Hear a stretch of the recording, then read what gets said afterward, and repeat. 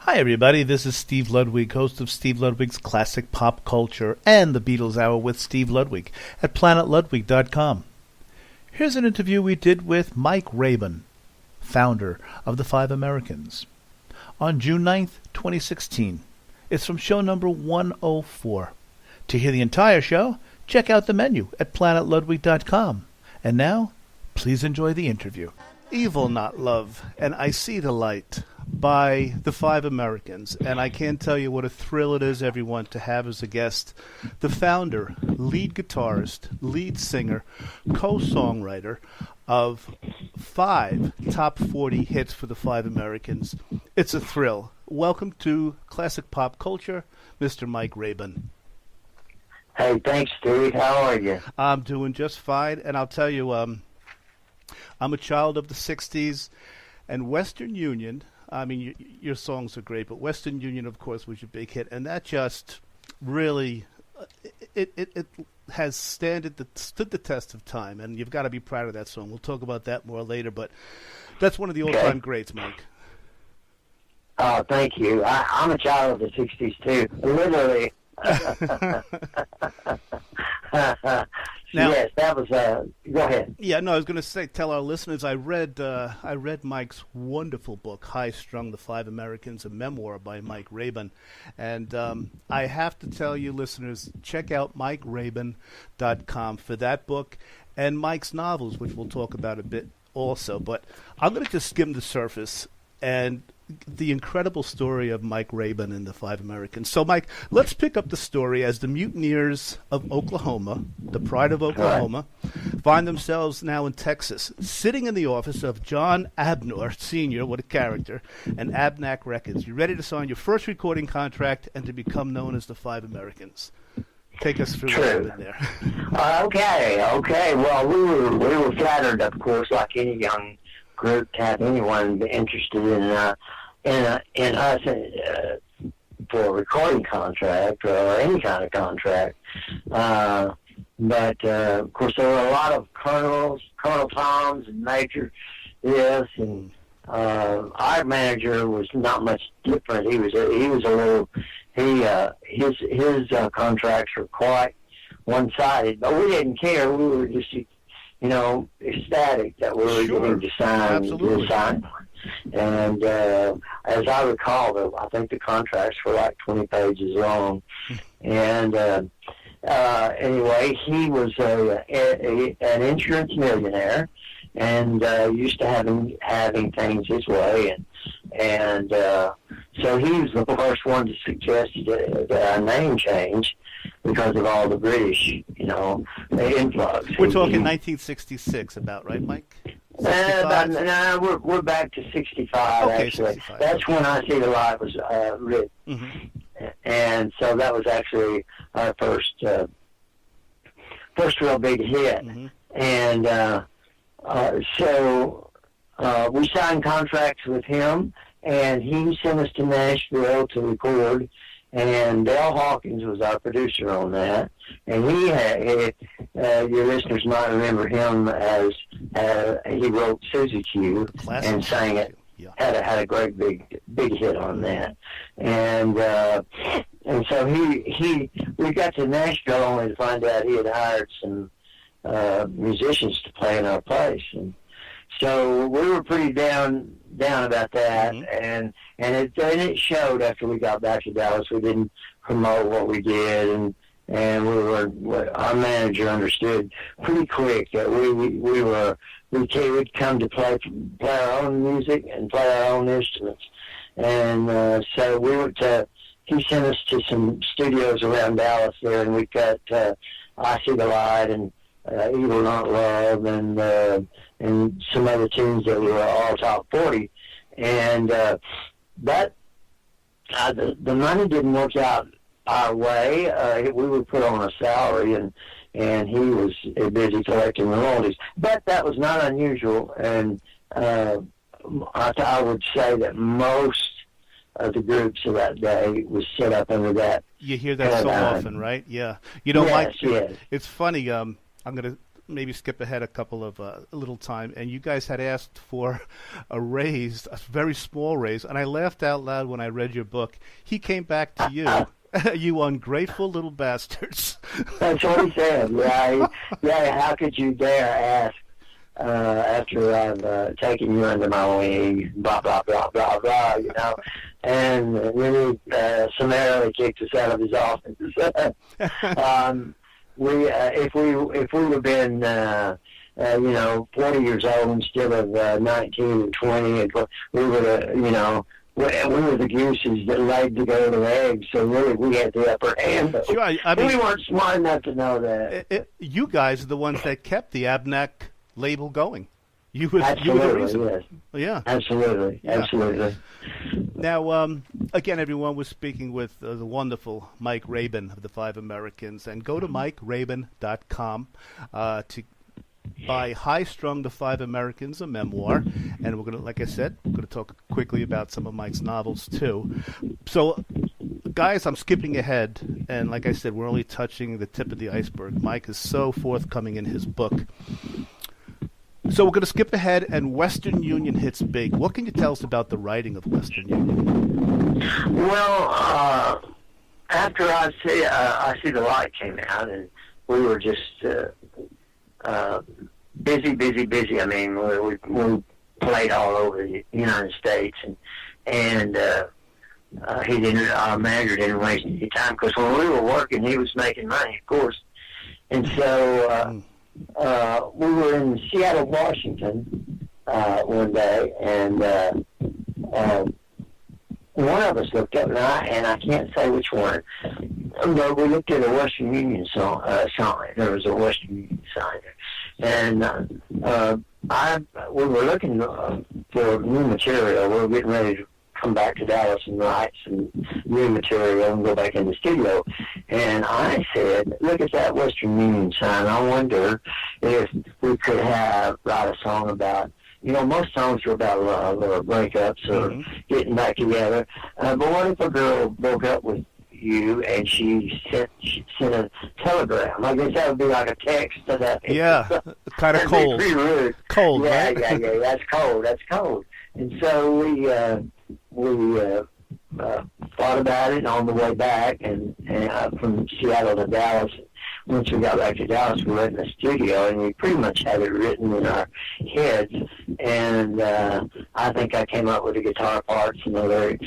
Classic guitar part, Mike. Yeah, it took us about, just like most simple good hits, it took us, a couple of takes and probably 20 minutes to cut it. Oh my goodness! And, wow. Yeah, Dale Hawkins did teach me that simplicity. He said when I picked him up at the airport to be our producer, they sent me to pick him up, and he said, "Let me tell you something that you should always remember. Simplicity is bliss." And I didn't really know what he meant by that, but of course now I do. Sure. And that song, Western Union, had 4 tracks on it, as opposed to today's 25, 26 tracks and 30 tracks. And amazing the sound you got out of that with 4 tracks. Yeah, well, you actually get more separation and clearer, if you don't stack up your tracks with a bunch of overdubs. You know what? Yeah. I'm sorry, Mike. I was going to suggest. No. I was going to suggest we listen to Western Union right now. Okay. And I love this the Sunday's Greatest Hits collection, by the way, of the Five Americans. Beautiful. Bob Bowen has done a wonderful job with that, with all of the stuff. Beautiful stereo on this one. Let's listen to the one of the all-time classics by Mike Rabon and the Five Americans, Western Union.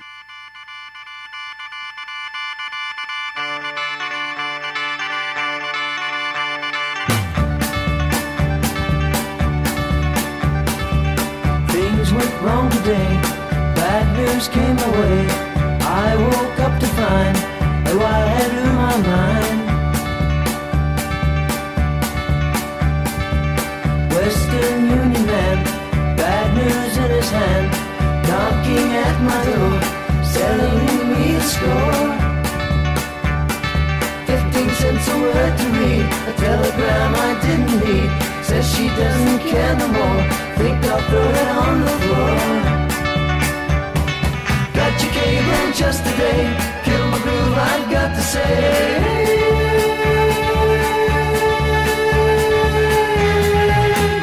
Western Union.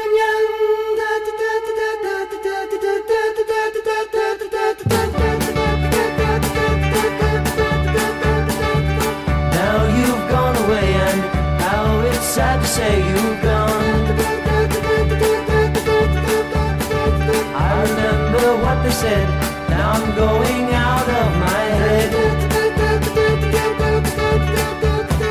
Telegram just had to say, you've learned your lesson on the way.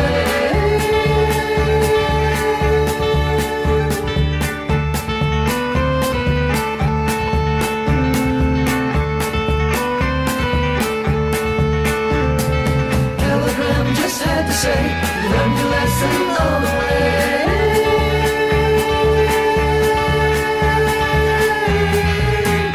Western Union.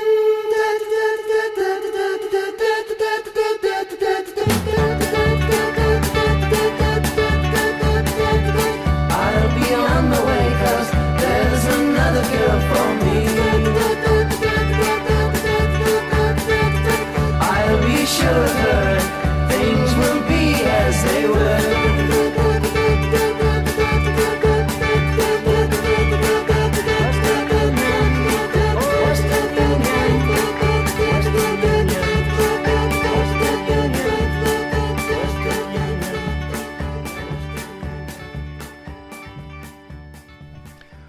Mike, there is not a time that I listen to that song that I say, "Ah, boy, I'm getting tired of this song." It is a song that just lives forever and ever, and it sounds good every time you listen to. You and the guys have to be proud of that song. We are very proud of that song, and it's held up, and I think it will continue to hold up.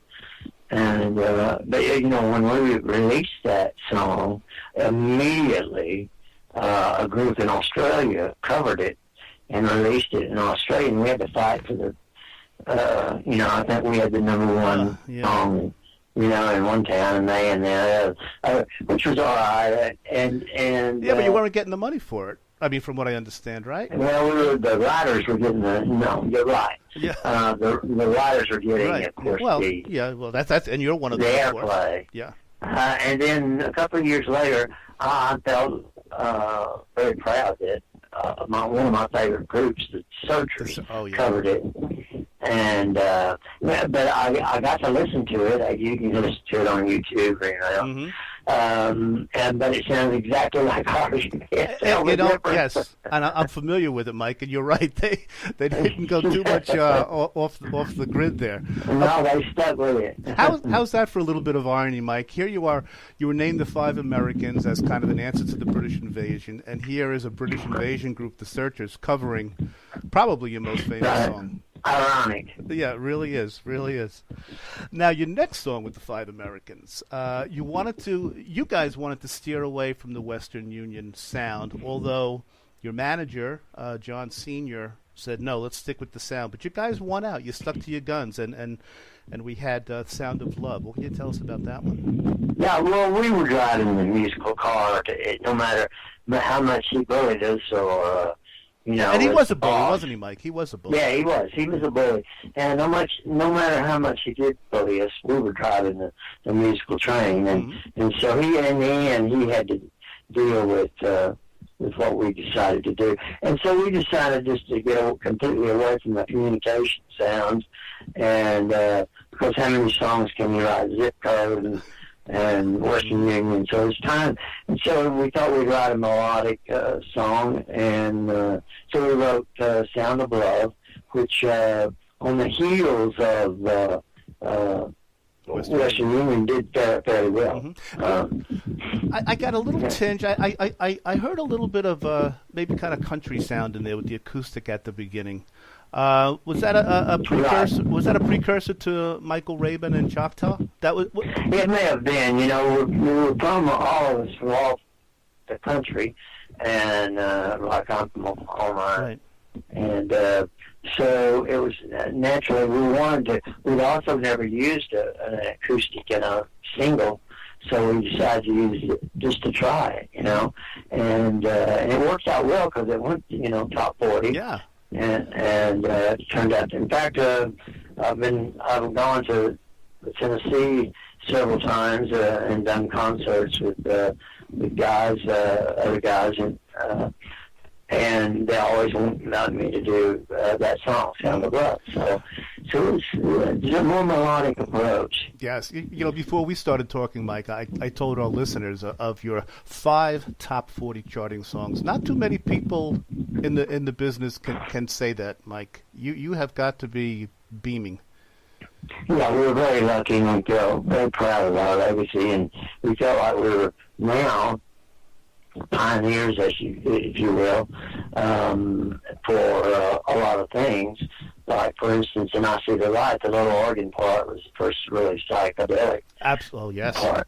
Good point. And then that was in I See the Light, and a lot of stuff on our albums were really, quintessential garage stuff, and some stuff that later developed. Mm-hmm. And we heard other groups doing our influence in other groups as the 60s went by and other songs came out. So we're very proud of what we did. I'll tell you, to show the diversity of the 5 Americans, I See the Light and Western Union, they could have been by 2 different groups. You guys had such a range. Well, what we did, what brought that on was that we were influenced by everybody, just like anybody, all the groups. Everybody was influenced by everybody else. That's including British and American. Mm-hmm. And I wrote most of that song. I see the good part of it. Mm-hmm. And I was influenced by the Yardbirds. You can probably tell by the Sure. Yeah, I can hear the influence there. Yeah. And then as we recorded, got more experience in the studio, we got a little more polished, and you can tell that in Western Union. And so we just sort of learned as we went. Yeah. Now, your last top 40 charting song, although Guided Tour, 730 Guided Tour, charted in the top 100 as well. But Zip Code was your last top 40 song, and right. And I want to get to the second part of your life just very briefly. But before that, I mentioned before to our listeners about MikeRabon.com. And Mike, you're a novelist. Want to tell us a bit about that? I do. After I got through with music, I went back and got my master's degree, and I was a school administrator for a while. And I stayed with that and got married and had kids, did all the things that everybody else did, because the road will get you if you don't. And did it ever get you, right? Yeah, exactly. And so after I put in my time in the educational system, I retired, and I couldn't quit writing. Mm-hmm. So I started writing. I realized I could write novels. And so first thing I did was write our memoirs, High Strung. And High Strung's been doing really well. People are interested in what went on. And then just as ideas come to me to write songs, it came to me to write books. And I wrote one called Stung, and one called Meet Jack, and one called Billy Down Basic and Me, which is the military. And they're all good stories, really good, interesting stories. And you can click on them at MikeRabon.com. Yep. And I'll get them right to you. Amazon will get them right to you. That sounds great. Mike, before I say goodbye, I can't believe we're running out of time. Well, no, that's my fault. No, it's not. No, not. Listen, you have a very busy schedule, and you have a very good excuse too. Not that it's an excuse, but